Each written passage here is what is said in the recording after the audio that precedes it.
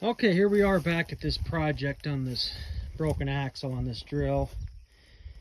Looks like our jacks didn't settle. Yeah, we're still loose here, so I'm gonna toss that one out.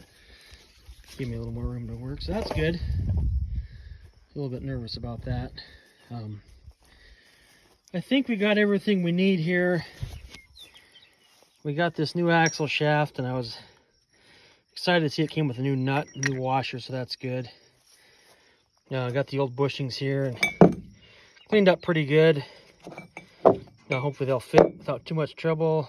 New bearing holder for the drive chain, new drive chain there. Here, sprocket here should be good. And then just a couple bolts to hold things together, and then our hub here. We're just gonna reuse. Everything looked all right. Everything cleaned up. And I got the bearing and stuff in here to keep it clean. And so we're just gonna get to it here and get this assembled, get this shaft in place. We'll get everything lubed up good, probably anti-seize everything here. This bushing here was pretty tight. We had to press it off in the press, but it wasn't terrible. But if we ever have to mess with it again, it would help. So yeah, probably should have got a new cotter pin. I'll dig through the boxes. I'm pretty sure I got some. Gonna need a pretty good sized one, it looks like, but I think I'll have something, if not the exact one. But I'm looking at this shaft. Oh, there it is. I was safe for a second. I didn't see a hole there for a second, but go ahead and take that off. So yeah, just gonna be a matter of assemble and hope everything goes together good and get this tire back on, and it really shouldn't be that big of a deal here, hopefully, and we'll be ready to seed, hopefully to get push through the end here and get this thing wrapped up. So we're gonna get this together and see how it works.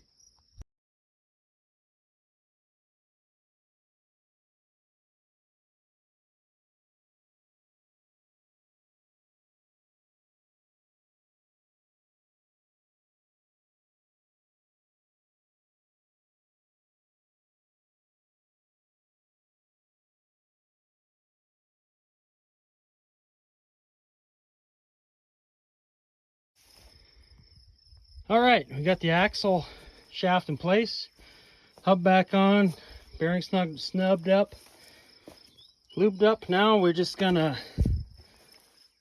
throw this sprocket on this drive shaft and get the bearing in place and whatnot. I think I'll polish that shaft just real quick first to save the fight, and then yeah, it's coming right along. Not the worst design in the world, you know, for a broken axle. If all that right there was solid and there was not the ability to remove this shaft when it was broke, this would have been a much worse breakdown. The fact that I could get that out, get a new piece in, reassemble it, actually worked pretty good. So I gotta hand it to the engineers there. They thought that through fairly well. So we'll clean this shaft up, get our new bearing and get the sprocket on, a new chain, and just double check everything, and then we're going to be ready to roll this wheel on and get all our jacks and blocks out of there, and yeah, I think we're coming right along here.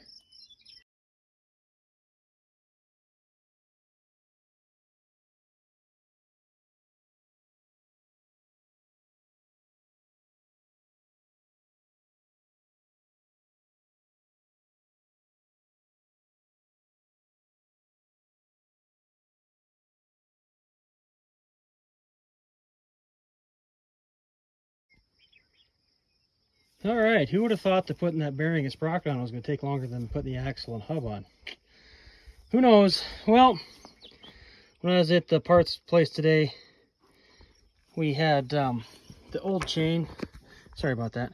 The old chain, and there was some discrepancy whether there was a link that broke out or not. And I had convinced the parts guy that no, there was not, and it needed to be 27 links. And or excuse me, he said it needed to be 27. I said no, I think just 26 will work. So here we are. We're We're short, so that's my fault. The old one was 27 links, half link, and a connector. But now we need half link, and then a connector. So we're gonna go dig in the box, see what we got. I got one new connector, one half link, number 60 chain. Let's see what we got here. Those are links, connectors. 50, there's a 50. These are big guys. What do we got here? Oh man, that's a 2050. That's an old school gleaner there. Yeah. Oh, right there on top. That's what we're looking for. So yeah, oh, I got a few. Good deal. Okay, sometimes it pays to have some parts. So we'll just, I hate having extra links, but we're just going to throw another half link in there just so we can get this together and see if it's going to work. So we'll get this chain on. Maybe give it a spin by hand, see how it looks. And then if it looks good, which I think it does, this bearing and sprocket, the sprocket was the one that was on there. The bearing is one I picked up at John Deere. And it's just kind of a universe. It's a 1-inch bearing. This is a 205 bearing holder. Man, it looks crooked there, doesn't it? It's just, that thing is, it's not as bad as that looks in that video there. That thing's tweaked up a little bit, and I tried to straighten it pretty good. And I lost a lock set screw, but I don't mind this method. You put a bolt with a jam nut on there. Those suckers stay tight, so I don't have a problem with that. And the grease zerk there, and everything lined up there, but the bearing that I had the set screws on the outside here. And this one is a little bit too thick. So when I put the set screws to the outside, my sprocket wouldn't fit on there right. So I had to turn it in. My set screws are in there, but I can't get to them. I can't tighten them. But I don't think it can go anywhere because that inner bearing is locked in there. And I hope this is all right. I don't think it's going to slip out. I don't think it can, I'll just say. And then it really can't go in because the sprocket's on the outside here locked on. So I'm going to put this chain together and then we're going to give her a little spin here and see how it looks.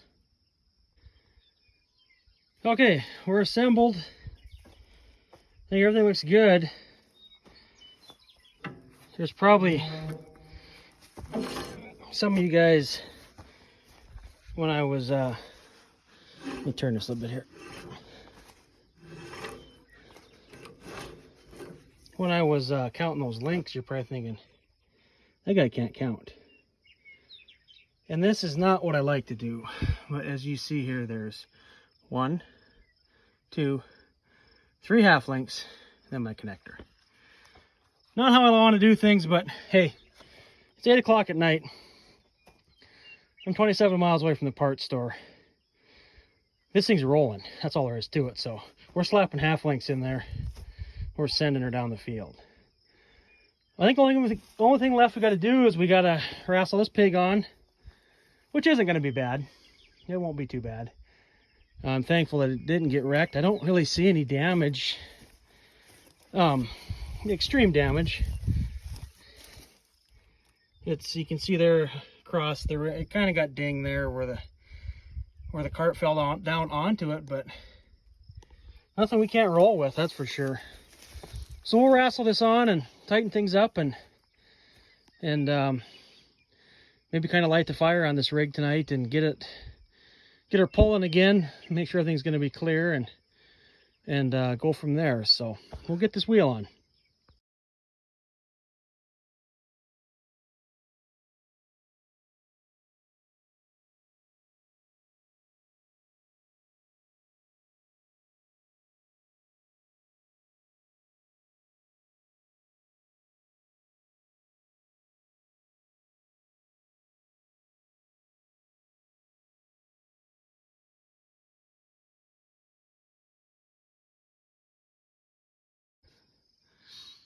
Okay, we're up,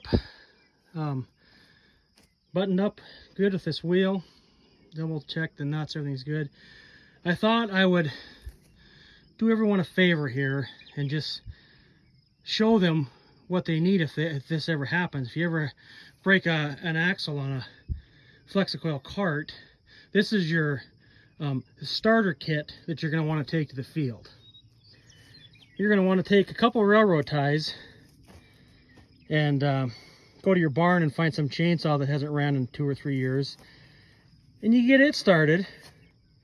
You cut them up, you build yourself a good pile like this, and then have a various selection of smaller, thinner boards. You get a couple pretty good jacks. Don't forget your spade.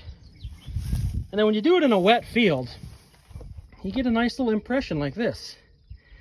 Yeah, that's about it's about an 8-inch push there. So yeah, busted axle starter kit repair. Busted axle repair starter kit. There you go, right there. Now you know. Okay, we got everything fired up. As you can see, the day's pretty much about shot. But we're pulled up, straightened up here, and just checked, just a kind of a final check here. I'm just going to do a crank test, check our seed and fertilizer. Whoop.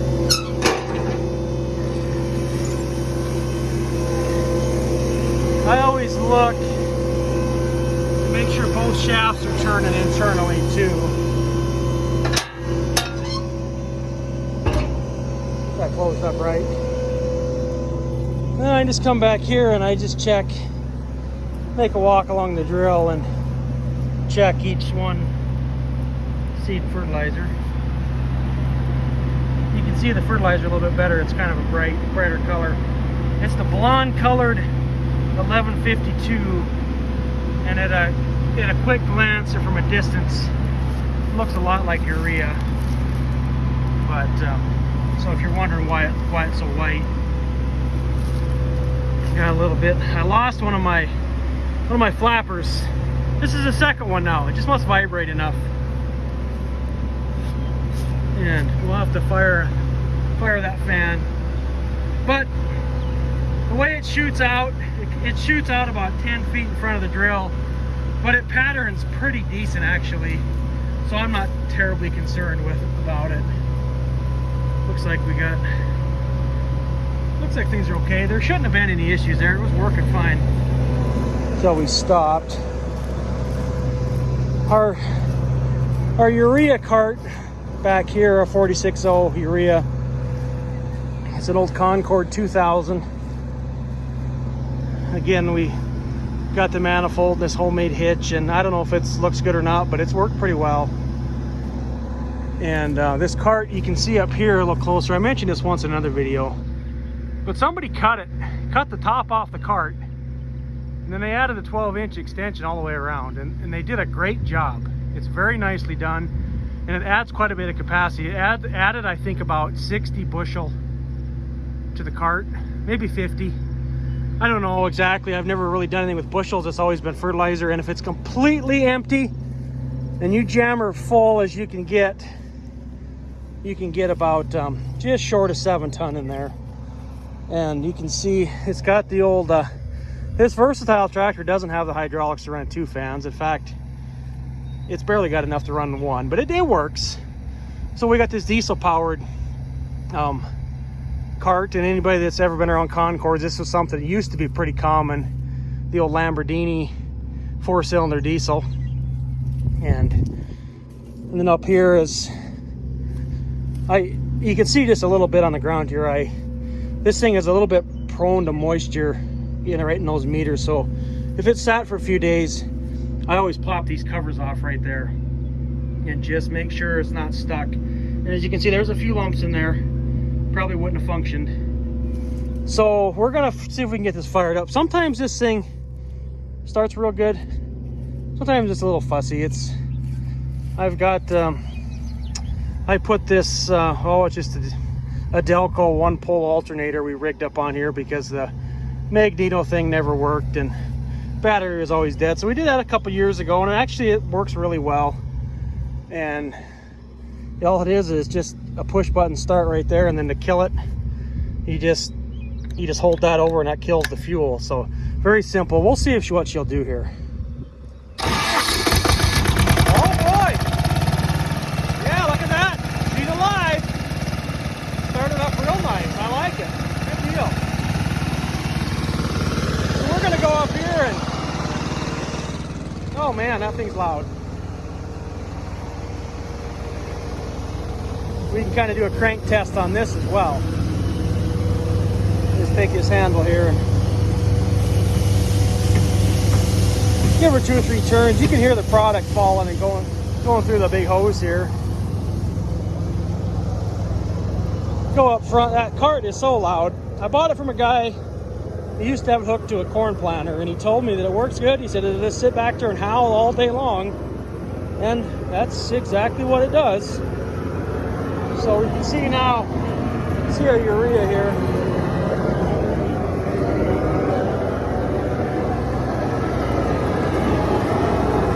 And it's kind of hard to tell from here, but you can see it shoots a pretty good line. It's pretty darn uniform and does a pretty good job. So I think we're going to climb in. We're going to kick this thing in gear and see if we can make a round or two tonight and make sure things are working, and we'll come back in the morning and we'll be ready to roll. So that's what we're up to today. Thanks for watching the channel.